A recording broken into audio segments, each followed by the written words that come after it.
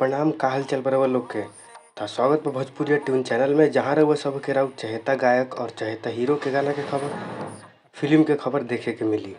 तो चली बात कर जो सबसे पहला न्यूज़ के। तो पहला न्यूज़ ये बा कि नीलकमल भैया के जो लड़की दीवानी गाना आई रहे सनी लियोन जरे वो वर्ल्ड रिकॉर्ड बना दिले बा। और एक जानकारी खुद अपन ऑफिशियल इंस्टाग्राम के चैनल पर दिले हैं।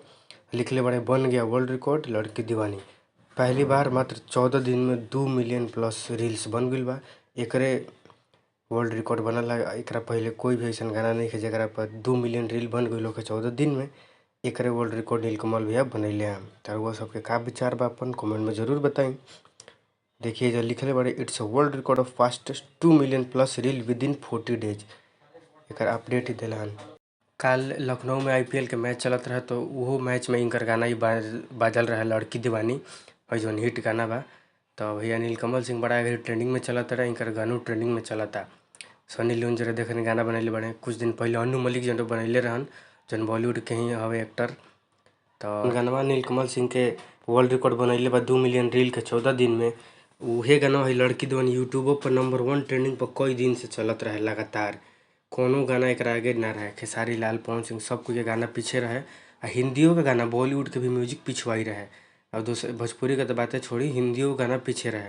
आ कुछ अभी 2-3 दिन बाद है गाना 2 नंबर ट्रेंडिंग पाइल है ना, तो नंबर 1 ट्रेंडिंग पर छाई रहे गाना।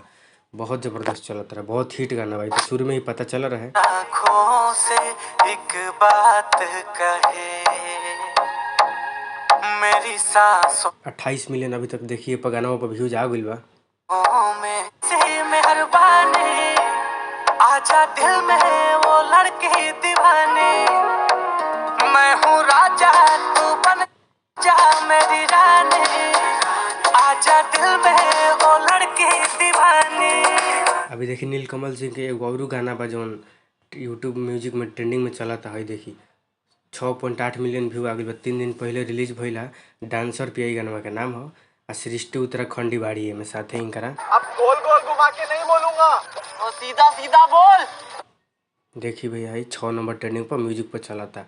तो नीलकमल भैया के आजकल बहुत ज़्यादा गर्दा ट्रेंडिंग में चलत बड़े और सही चलत रहे तो कमाल धमाल भोजपुरी के आवेला बहुत बड़का स्टार बनी है ओकर और चल दिले बड़े। तो वो सबके का विचार बा इनकर गाना वो सबके कैसन लगेला कमेंट में हमारे ज़रूर बताई।